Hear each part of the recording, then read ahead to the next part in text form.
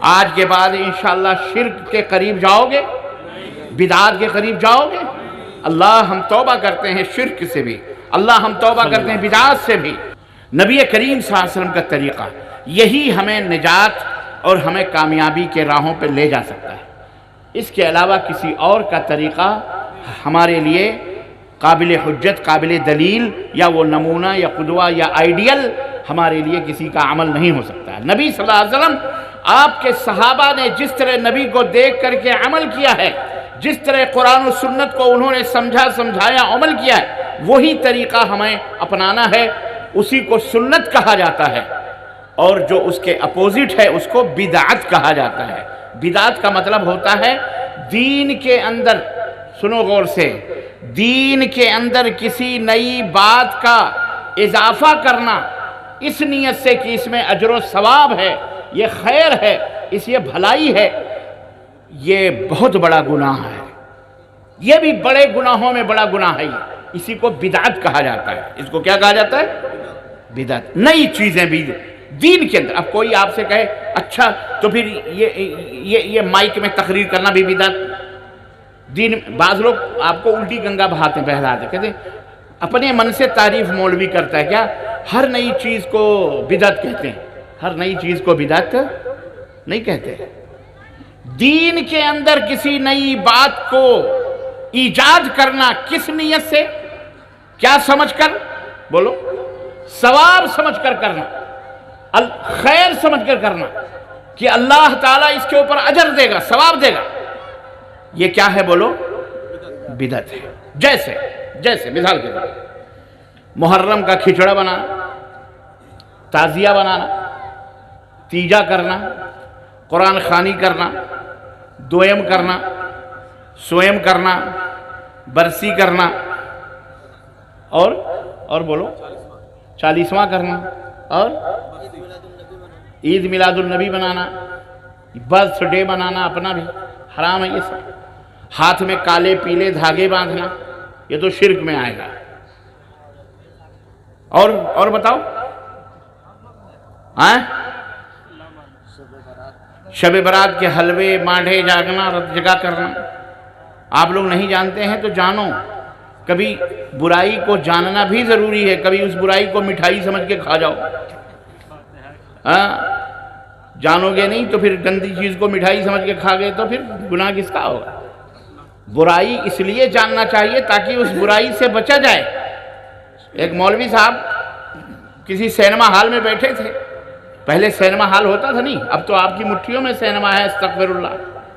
ہاں آپ کے جیبوں میں سینما، اب تو مسجدوں کے اندر بھی سینما لے کے جاتے ہو آپ۔ اللہ سے ڈرو، اس میں بھی ڈرو۔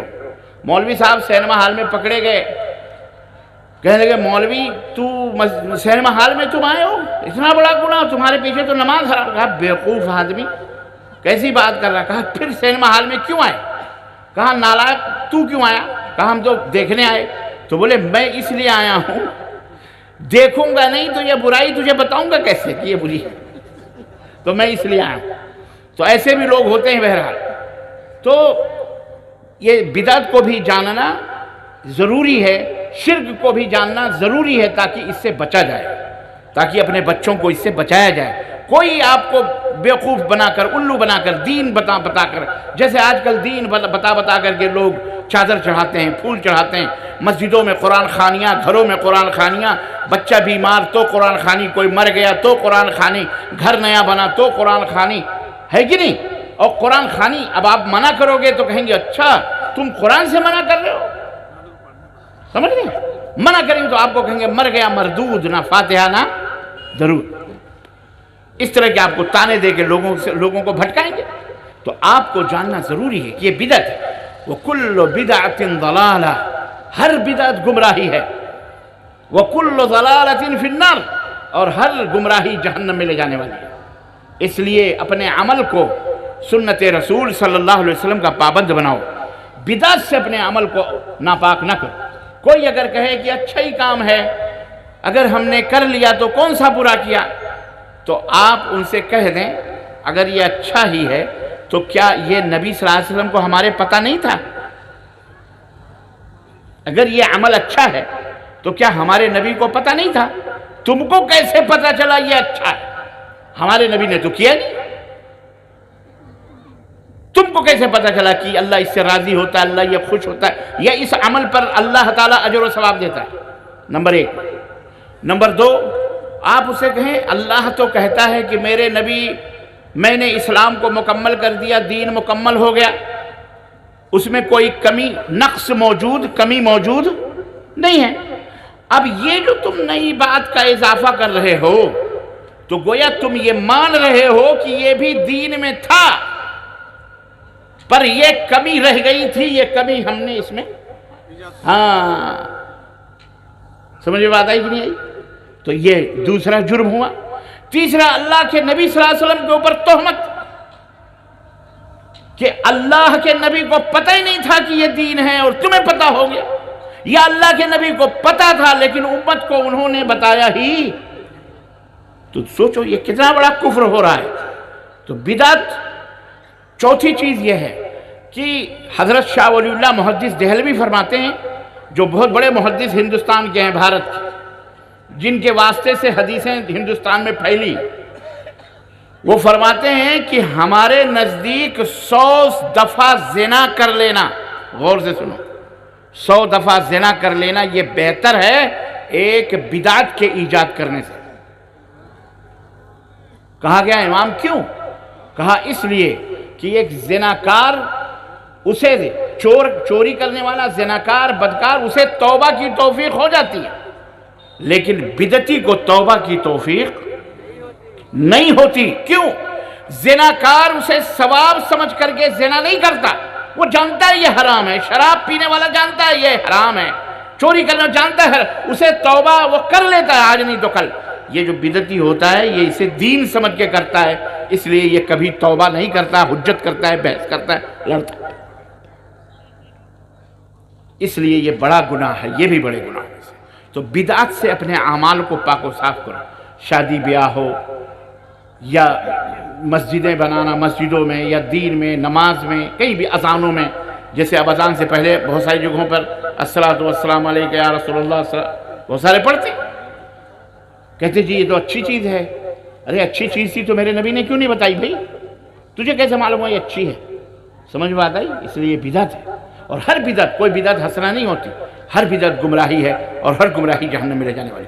تو یہ شرک اور بدعت, یہ 2 خطرناک قسم کے کینسر ہیں جو آج 80%, 70-80%, 70% شرک ملوث ہیں اور 80% تو بدعت کے اندر ملوث ہیں.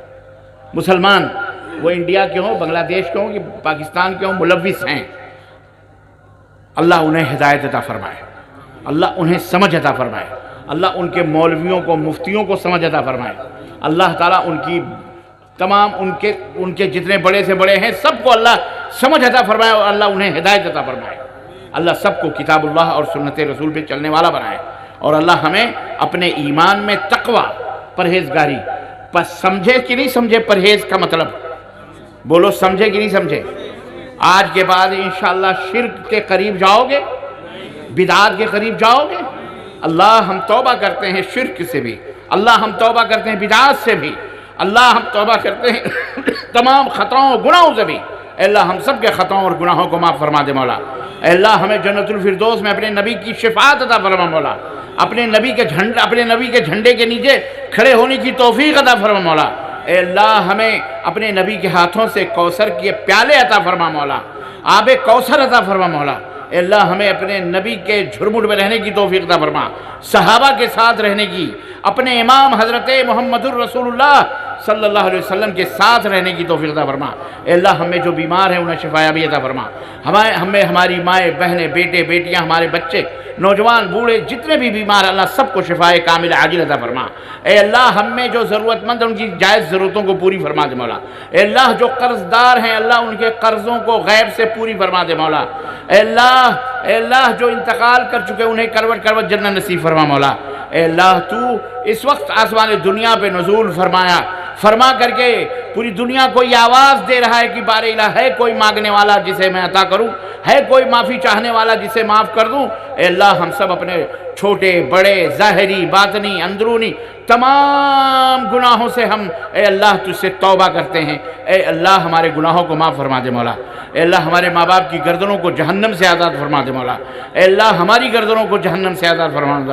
اے اللہ ہمارے بیوی بچے آل اولاد اعزاء اقارب دوست احباب کی گردنوں کو جہنم سے آزاد فرما دے۔